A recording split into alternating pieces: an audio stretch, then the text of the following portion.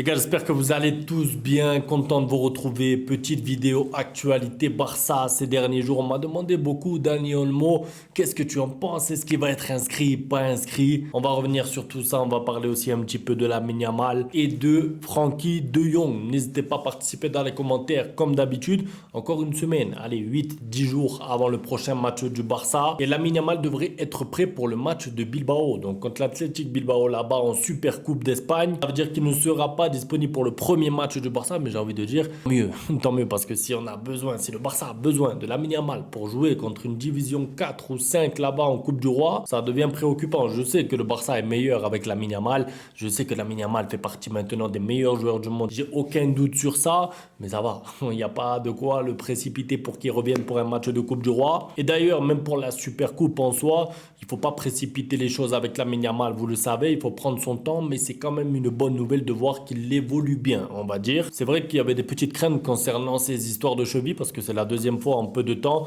mais je suis content de voir qu'il évolue bien et le Barça pourra bientôt compter sur lui, on va dire pour les grosses échéances. Ça veut dire que si le Barça est capable d'éliminer Bilbao avec un Lamine Yamal pas encore à 100%, peut-être qu'il sera à 100% pour la finale et pour un potentiel classico, vous le savez. Bref, on attend tout ça, on va pas s'avancer parce que jouer là-bas à Bilbao, je vous le dis, il n'y a rien de garanti. Vous n'êtes pas encore qualifié. Ça va être très difficile. On n'en est pas encore là. Et on passe d'ailleurs à ce tableau. Regardez, c'est la valeur marchande des joueurs actuels du Barça. La progression de la valeur marchande, on va dire. Regardez en tête, il y a qui?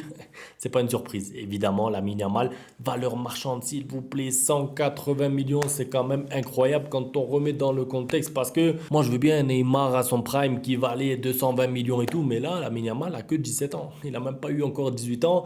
Que sa valeur marchande, c'est déjà 180 millions. Je ne sais pas trop si on se rend compte. Ce qui me plaît aussi, c'est qu'en deuxième, il y a Koubarsi. Et quand on sait qu'actuellement, les défenseurs centraux, je ne vais pas vous dire qu'ils valent rien, mais si on est honnête, entre un attaquant comme Lamine Yamal qui vend des maillots, qui remplit les stades, et la valeur marchande de Koubarsi, c'est normal qu'il y ait autant d'écart. Maintenant, voir un défenseur central à la deuxième position, ça me fait plaisir.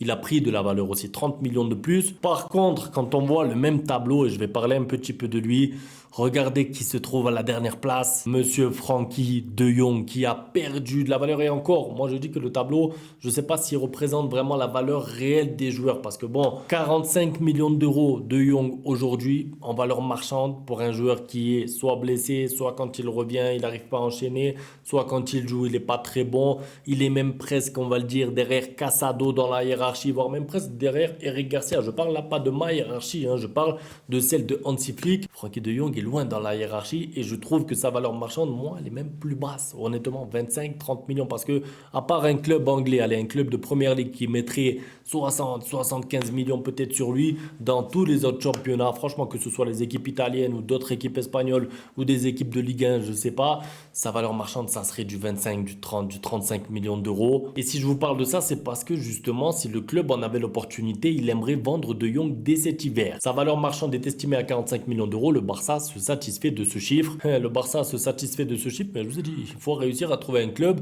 acheteur en plein hiver de Frenkie de Jong sur une jambe qui, on ne sait pas, est-ce qu'il va finir par se faire opérer parce que sa cheville, sa jambe, on ne sait pas. Franchement, le dossier Frenkie de Jong est complexe. Alors moi, c'est un joueur que j'ai toujours aimé et que j'ai toujours défendu, mais la vérité, c'est que ça devient compliqué pour lui et que si le Barça peut gagner de l'argent sur le dossier de Jong, il va falloir le faire, surtout quand on connaît la situation actuelle. On en parlera un petit peu plus tard avec Dani Olmo. Et en fait, c'est vrai que le dossier de Jong, il est quand même particulier et on est un peu divisé dans la communauté Barça, je trouve, parce que moi, souvent, je demande autour de moi, de Jong, tu en penses quoi? Autant, il y en a, ils vont le défendre à fond et dire c'est le meilleur milieu de terrain du monde, il faut le garder à tout prix. Et il y en a d'autres qui ne veulent plus le voir au Barça et qui veulent le vendre et qui veulent s'en séparer.